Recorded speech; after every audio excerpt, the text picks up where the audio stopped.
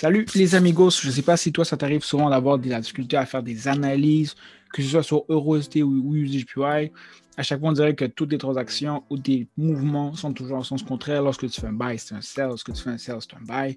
Alors moi ici, je suis ici pour t'aider à te montrer mes analyses, comment je fais mes affaires et t'aider à comprendre ton erreur et à devenir justement un meilleur trader. Bien sûr, si tu ne me connais pas, je me nomme Sergio de Forex Vision Academy et je suis ici vraiment pour t'aider à comprendre le Forex de la meilleure façon. Je fais beaucoup de vidéos, que ce soit théorique et pratique, pour t'aider à devenir un meilleur trader. Si jamais tu n'as pas eu la chance de me donner un petit like, ça me ferait tellement plaisir pour avec un petit like, ou sinon un petit subscribe, ça serait encore mieux. Et bien sûr, avant d'aller plus loin, on va aller à l'intro.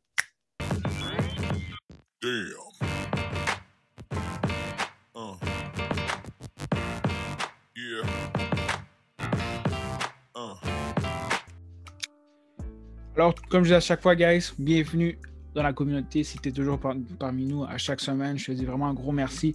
C'est ça qui m'encourage toujours à faire des vidéos pour vous. Et je le fais vraiment avec le fond du cœur et tout. Alors, merci beaucoup pour tout ce que vous faites pour moi. Que ce soit avoir des commentaires, des questionnements ou un petit like pour elle. Moi, ça me fait chaud au cœur de savoir qu'il y a une petite communauté derrière tout ça. Alors, allons-y maintenant dans le feu de l'action. Il y a peut-être une chose que j'ai oublié de rajouter dans tout ça, on va le faire tout de suite, c'est Forex Factory. Forex Factory, c'est vraiment important en début de semaine de toujours le regarder. Je vous dirais même que le dimanche, c'est là où vous devrez tout faire. Simplement, mes vidéos commencent sur le lundi maintenant, alors je peux pas. On peut voir qu'il y a une nouvelle à 11h AM. Mardi, il va y avoir une nouvelle. Il n'y aura pas tant de nouvelles qui vont affecter. Le mercredi, US un peu. US à 10h, entre 10h CAD. 10h30 par rapport à l'huile, ça va affecter quand même une autre nouvelle à 2h. Le jeudi, une nouvelle à midi. Toujours le fait share, c'est vraiment très important. Ce qu'ils disent des fois, ça peut vraiment affecter sur l'impact de l'économie. Alors ça peut être très très important. Et l'autre note à vous marquer, il y en aura peut-être pas, mais pareil, on peut pareil se mettre à 8h30, il y aura un petit peu de nouvelles. Alors voilà les nouvelles qui s'en viennent pour nous. Et voilà. Bon, on va commencer comme toujours. USDJPY. Il y a eu quand même un beau mouvement, je trouve, dans la semaine qui a passé la semaine précédente. Il y a eu quand même un bon mouvement. Comme je le disais justement, le marché a tombé. Il a continué à monter.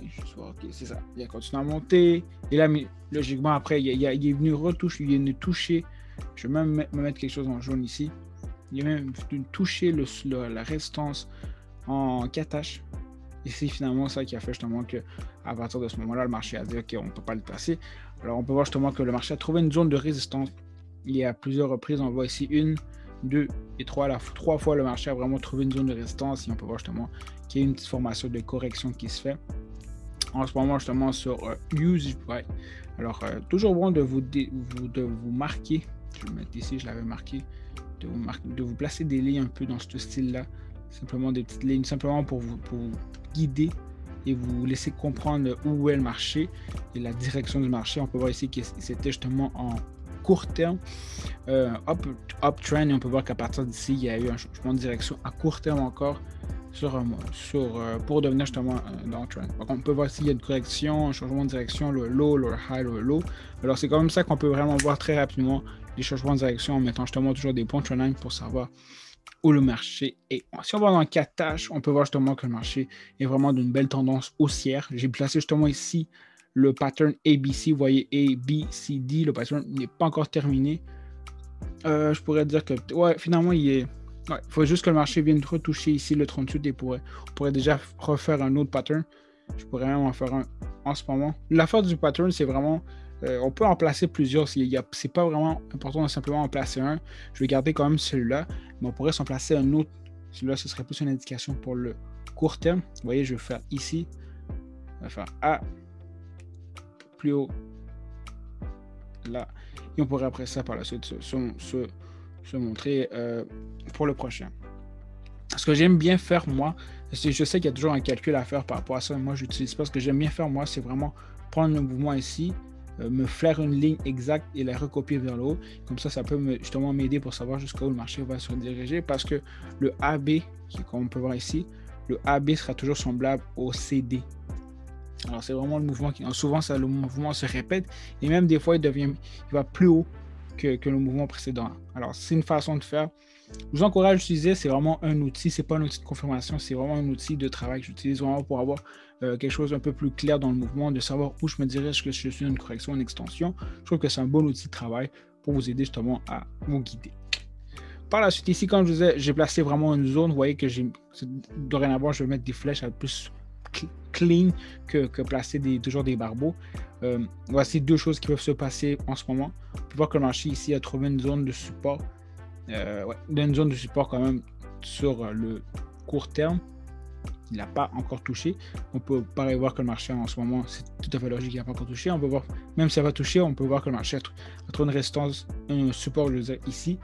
Et en plus, on a la trendline là. Alors, on peut s'imaginer que le marché va remonter ici, descendre ici, remonter ici et par la suite continuer son mouvement. Mais bien sûr, c'est pour ça que je me suis mis la deuxième option parce que le marché peut très bien, s'il le veut, aller vers le bas. Si on va, par exemple, sur Daily, sur le Daily, on peut quand même voir une chandelle quand même.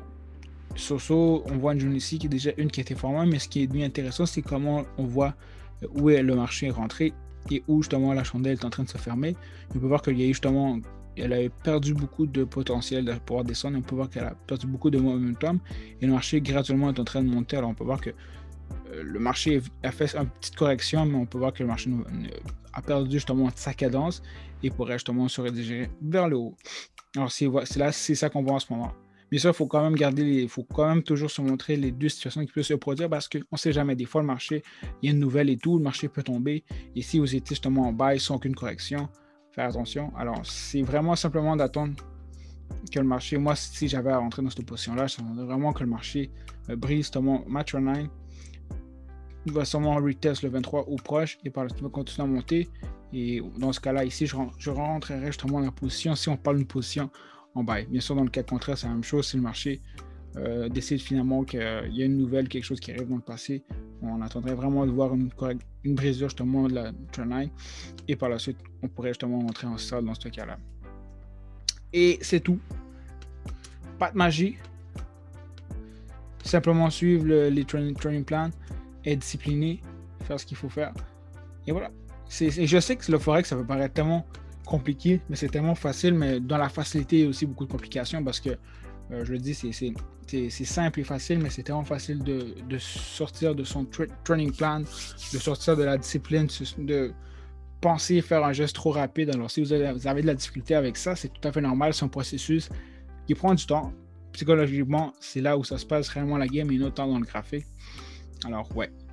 Après ça, si, exemple, après la correction, si le marché le fait et tout, ben, logiquement, on s'attend justement que le marché aille jusqu'à 100, bon, on pourrait presque dire 112, ça va, on va, si on arrondit à 112. Pourquoi? Parce que c'est justement, je vais juste me mettre ça en auto, je vais mettre ça un peu plus grand. Parce que comme vous voyez ici, ça c'était vraiment la résistance, je veux dire le support en daily qui a été formé. Et logiquement, lorsque le marché passe 1, le marché doit aller au prochain et on peut déjà voir qu'il a passé le support en cattage, l'autre support en cattage. Il n'a pas encore passé celui-là, mais si le marché trouve réellement une correction, je veux dire un support, ce qu'on peut déjà voir en ce moment, le marché va logiquement après se rediriger au prochain, prochain support restance, et c'est justement celui qui est en cattage. On peut aussi très bien voir que le marché est vraiment dans une belle tendance haussière depuis les dernières semaines. Ça va simplement monter et je pense que je l'avais déjà dit, mais c'est réellement à cause justement de tout l'argent qui a été injecté dans le US avec les stimulus. Alors ouais, je m'excuse s'il y a beaucoup de barbeaux. De loin, ça a l'air laid, mais de proche, c'est toujours beau. Mais si exemple, j'enlève...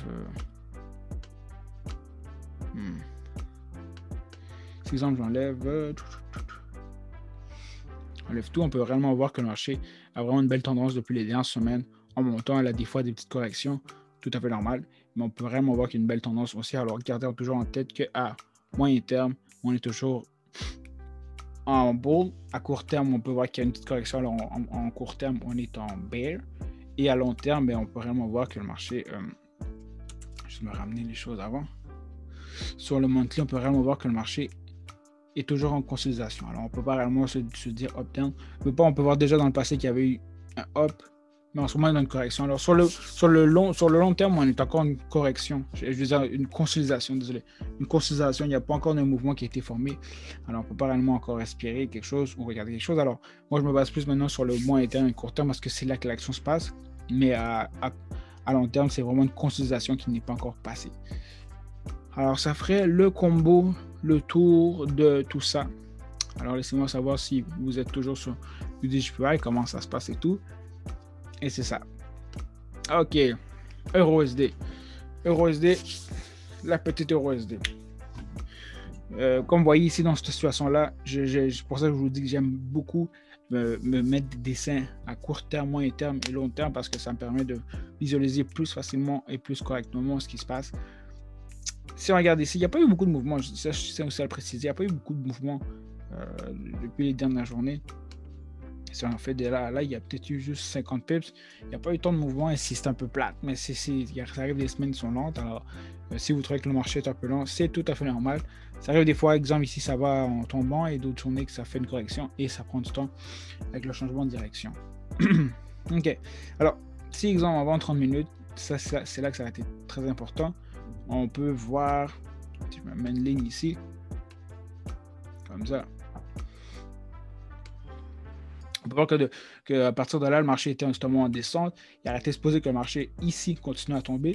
Mais on peut voir qu'à partir de là, le marché a réellement brisé ici, on aurait mis un lower high. On peut voir que le marché a été supposé de faire la création, la formation d'un low plus bas. Le marché est venu vraiment briser justement la structure parce qu'il devait faire un lower high, mais il a brisé et finalement il a fait une formation de higher high. Bien sûr, le point important dans tout ça, c'était vraiment de voir jusqu'où le marché allait justement tomber si elle allait trouver une zone de support. Alors on pouvait se mettre justement ça parce que c'était vraiment à cet endroit-là que le marché devait redescendre logiquement pour pouvoir retester. Ce que le marché fait souvent, c'est lorsqu'il fait une formation de higher high, c'est qu'il va aller retoucher le lower high, je veux dire, et justement c'est là qu'on va voir soit s'il va avoir un changement de direction ou soit si c'était un fake out. On peut voir justement qu'à partir de là, le marché a vraiment trouvé un support, une zone de support dans laquelle il a justement fait la rejection et finalement a fait la nouvelle formation d'un bull time uptrend sur le court terme. Alors on peut savoir maintenant que sur le court terme il y a un changement de direction et c'est comme ça qu'on s'adapte très rapidement au mouvement et on sait maintenant que boum, ça va monter. L'autre chose qu'on pourrait aussi regarder pour nous pas prédire mais pour nous donner justement un peu d'avance ce qui allait se passer, on peut aussi voir que le marché a trouvé était tombé, avait touché la zone du bottom du trendline. On savait aussi justement que le marché était en train de faire sa formation du low à moyen terme. Je me mets ça ici clairement. Et maintenant justement il faut s'attendre justement que le marché va monter pour sûrement venir retester justement le previous lower high. Continuer. Celui-là bien sûr c'est une correction, j'aime mieux. Je vais l'enlever comme ça. Les vrais, ouais, c'est ça, voilà.